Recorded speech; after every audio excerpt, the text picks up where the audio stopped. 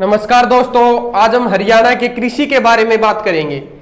तो सबसे पहले हरियाणा में कृषि के बारे में बात करें तो हरियाणा राज्य एक कृषि प्रधान राज्य है। ठीक है, हरियाणा राज्य है वह कृषि प्रधान राज्य है।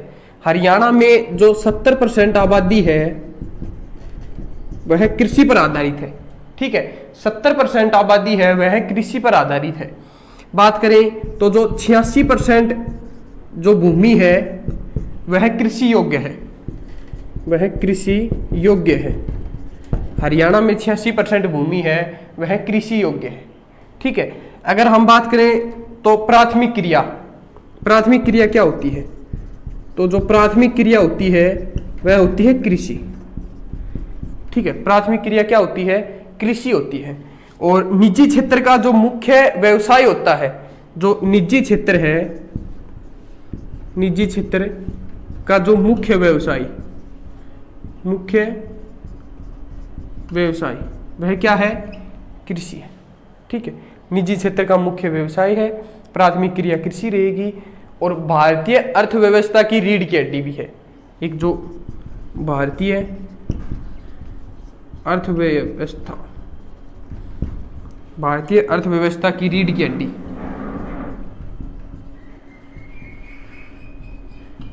ठीक है, भारतीय अर्थव्यवस्था की रीढ़ की हड्डी भी है। ठीक है, उसके बाद में बात करते हैं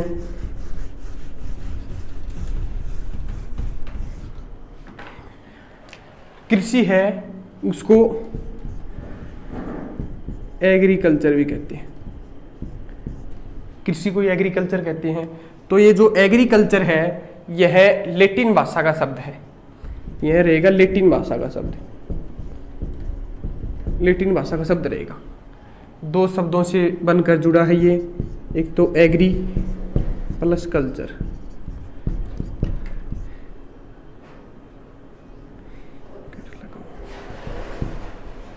एग्री प्लस कल्चर। ठीक है, दो शब्दों से बनकर जुड़ा है। एग्री शब्द का जो बात है वह रहेगी मृदा। इसका एग्री का मतलब होता है मृदा। मृदा मतलब मिट्टी कह दो, मिट्टी। ठीक है, और कल्चर का मतलब होता है खेती करने का तरीका, खेती करने का तरीका। जो एग्री है उसका तो मतलब होता है मृदा या मिट्टी कह दो, और जो कल्चर है उसका मतलब होता है खेती करने का तरीका। ठीक है, उसके बाद में बात करते हैं एक कि हरियाणा में जो शुद्ध बोया जाता है क्षेत्र वो कितना है? तो शुद्ध बोया जो जाता है वो क्षेत्र है 1.62 मिलियन हेक्टेयर। ठीक है, एक जो 3.62 मिलियन हेक्टेयर है वह शुद्ध बोया जाता क्षेत्र है। हरियाणा में शुद्ध बोया जाता है ये। और यदि बात करें कि हेक्टेयर कितना होता है तो जो 2.5 एकड़ होता है, 2.5 एकड़ बराबर 1 हेक्टेयर। ठीक है, उसके बाद में बात करते हैं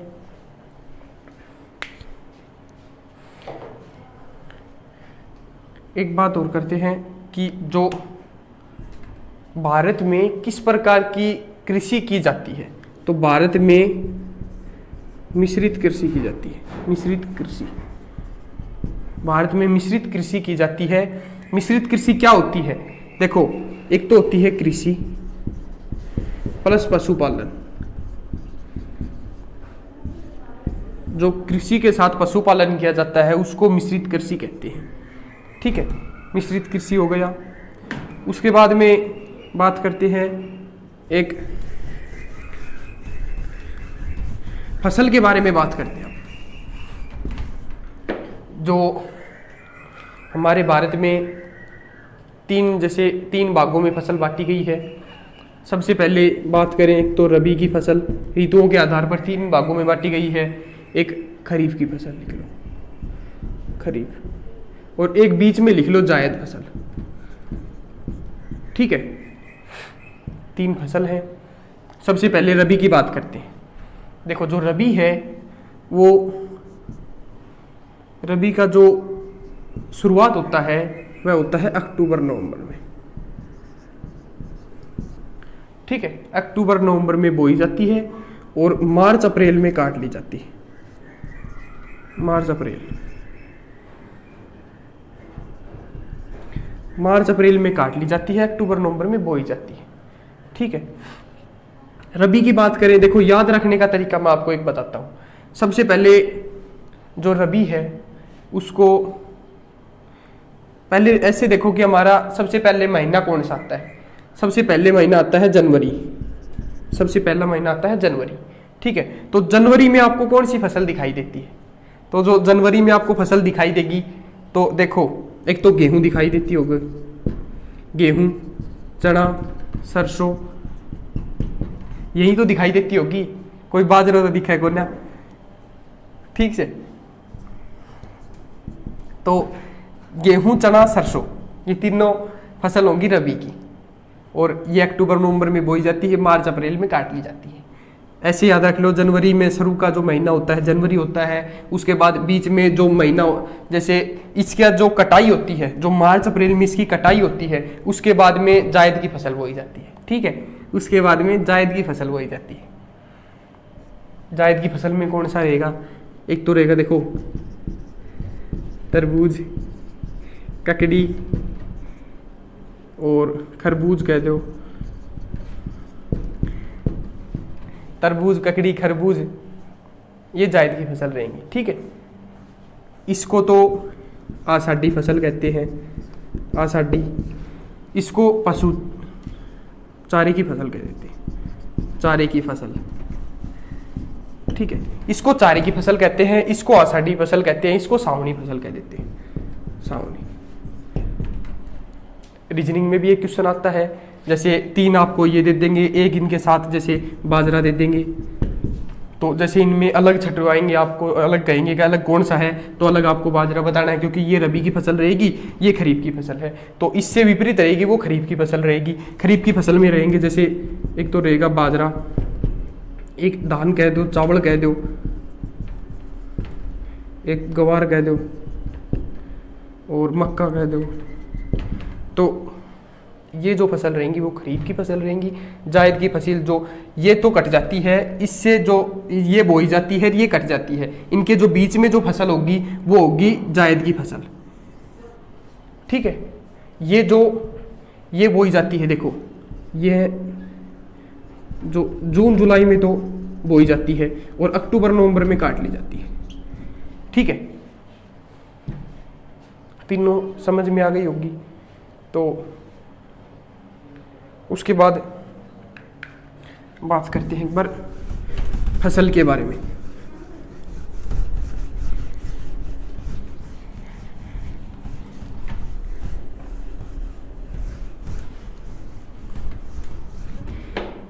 सबसे पहले बात करेंगे देखो चावल की। चावल कहाँ पर ज़्यादा होता है? तो देखो याद रख लेना, ट्रिपल के याद रख लेना चावल। ठीक है, और एक रहेगा जींद।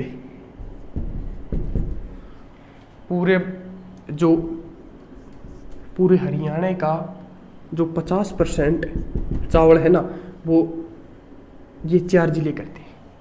ठीक है, सबसे ज़्यादा पहले देखो करनाल, इसको कह दो कैथल, एक कुरुक्षेत्र। तो जो करनाल है, करनाल को धान का कटोरा, धान का कटोरा करनाल को कहा जाता है। ठीक है, जो करनाल है, ये जो करनाल रहेगा धान का कटोरा रहेगा।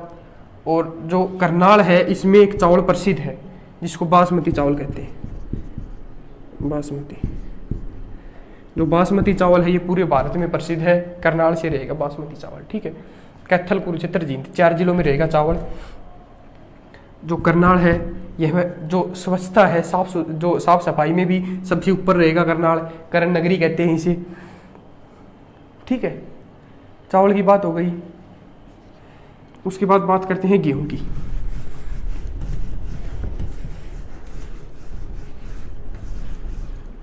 उसके बाद बात करते हैं गेहूं की। देखो गेहूं है सबसे ज्यादा होता है सिरसा में। पहले बात करते हैं, देखो जो हरियाणा का जो क्षेत्रफल रहेगा वह रहेगा 1.34, पूरे देश के कुल क्षेत्रफल का रहेगा 1.34%। ठीक है, हरियाणा का क्षेत्रफल रहेगा। और ये जो है ना हरियाणा, ये 12% गेहूं देता है। ठीक है, तो अपने क्षेत्रफल से देख लो कितना ज्यादा देता है, ये गेहूं देता है। इसीलिए भारत का जो कटोरा कहेंगे, गेहूं का कटोरा, वह हरियाणा को कहेंगे, वह रहेगा हरियाणा को, हरियाणा को कहेंगे। ठीक है, सबसे ज्यादा रहेगा सिरसा में गेहूं। और बात करें कम तो पंचकुला में रहेगा। सबसे ज्यादा तो सिरसा में रहेगा गेहूं और कम रहेगा पंचकुला में। ठीक है, जो गेहूं है, देखो सिरसा की बात करते हैं एक बार। सिरसा का क्षेत्रफल रहेगा 4273। सिरसा की बात करें तो सबसे कम वर्षा होती है, सबसे कम जो वर्षा होती है वो सिरसा में होती है। ठीक है, सबसे ज्यादा गाय की बात करें तो सबसे ज्यादा गाय भी सिरसा में रहेंगी और कम वर्षा होगी। और जो सिरसा है उसकी बात करें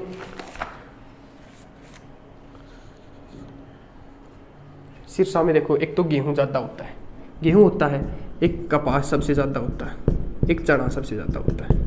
ये तीन चीजें हैं सिरसा में सबसे ज्यादा होती है। ठीक है, और इसके बारे में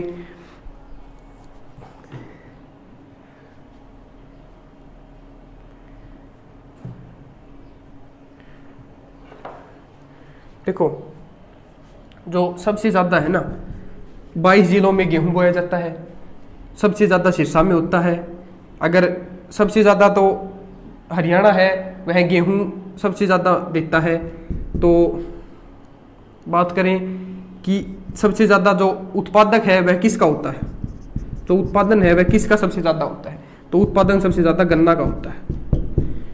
ठीक है, गन्ना का सबसे ज्यादा उत्पादन होता है। और सबसे ज्यादा बोई जाने वाली जो फसल रहेगी, सबसे ज्यादा जो बोई जाती है ना बोई, तो बोई जाती है गेहूं, गेहूं सबसे ज्यादा बोई जाती है। और उत्पादक कह दो, उत्पादक सबसे ज्यादा रहेगा गन्ना का। ठीक है, उसके बाद बात करते हैं बाजरा की। पूरे जो भारत में 100% बाजरा होता है, उसका सिर्फ 1% है ना हरियाणा में, जैसे हरियाणा में होता है 1%। और वो 1% में भी कहाँ पर ज़्यादा होता है, वह होता है भिवानी में, भिवानी में ज़्यादा होता है। ठीक है, उसके बाद बात करते हैं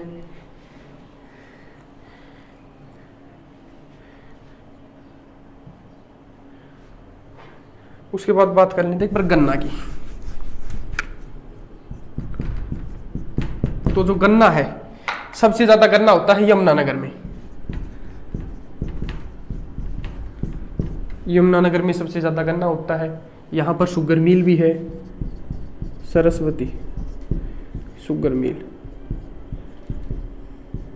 शुगर मिल, सरस्वती जो शुगर मिल है वह कहाँ पर रहेगी, यमुनानगर में रहेगी। पूरे एशिया में सबसे जो बड़ी मिल रहेगी वो रहेगी सरस्वती शुगर मिल, सबसे बड़ी मिल रहेगी एशिया में। ठीक है, गन्ना सबसे ज़्यादा यमुनानगर में होता है। और जो शुगर मिल रहेगी ये भी यमुनानगर में रहेगी। और इनकी जो स्थापना हुई थी वो हुई थी 1933 में। जो इसकी जो स्थापना हुई थी, जो सरस्वती शुगर मिल की स्थापना हुई थी वह हुई थी 1933 में। फिर उसके बाद में बात करते हैं जो यमुनानगर है, यह यहाँ पर क्या क्या जैसे ज़्यादा होता है। देखो एक तो यहाँ पर हल्दी ज़्यादा होती है, ठीक है, एक हल्दी ज़्यादा होती है, गन्ना ज़्यादा होता है, और आड़ू कह दो, आड़ू ज़्यादा होता है। ठीक है, आड़ू ज़्यादा होता है, हल्दी ज़्यादा होती है, और खरबूजा ज़्यादा होता है, हरी मिर्च ज़्यादा होती है, खरबूजा ज़्यादा होता है, हरी मिर्च ज़्यादा होती है। ठीक है, उसके बाद गन्ने के बाद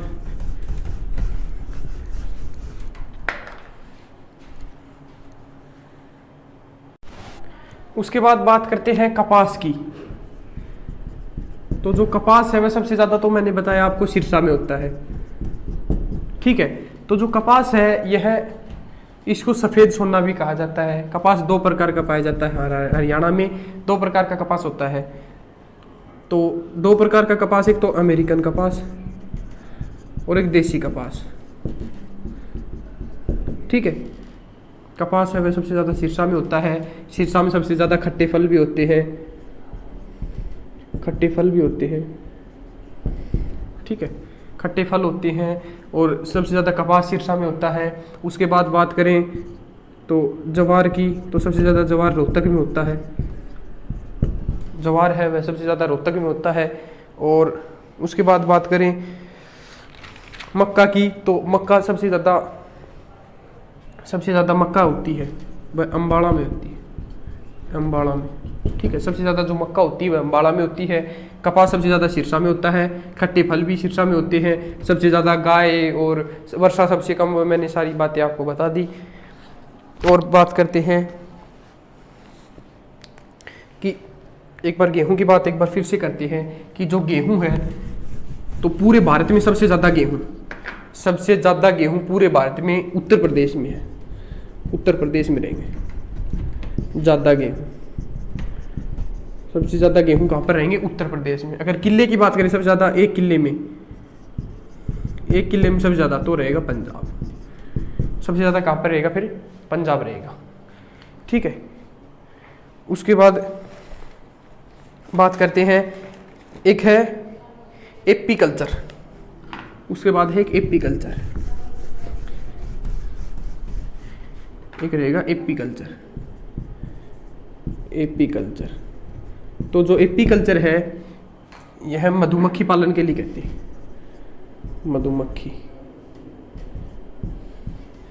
मधुमक्खी पालन, एपी कल्चर किसे कहते हैं? मधुमक्खी पालन को। और यदि बात करें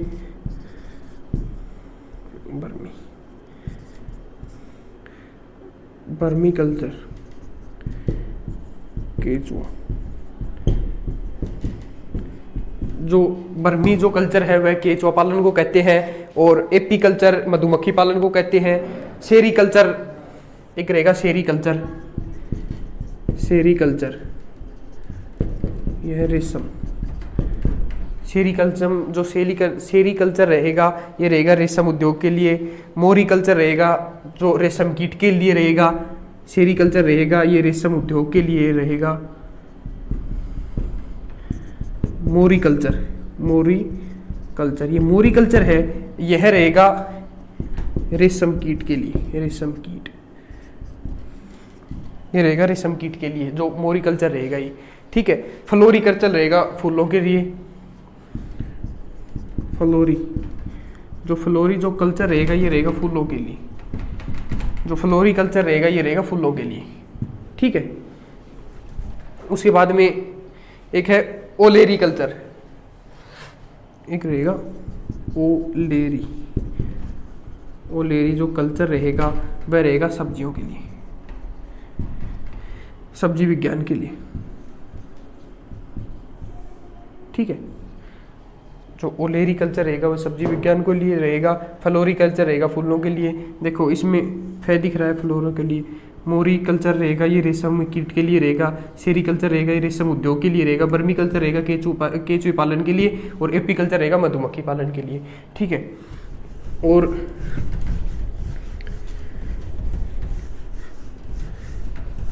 उसके बाद बात करते हैं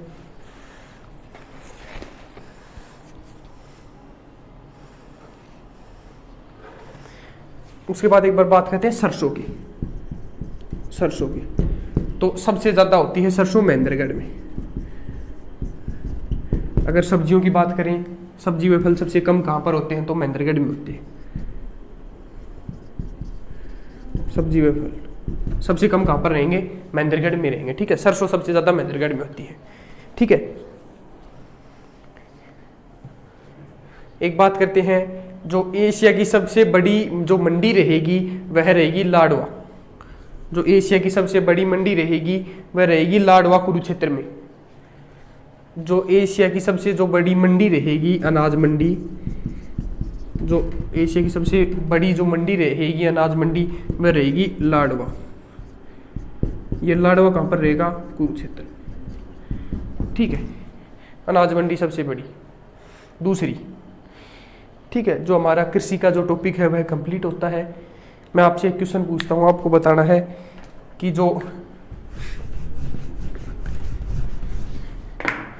आपको बताना है कि गेहूं सबसे ज़्यादा कहाँ पर होते हैं। ठीक है, और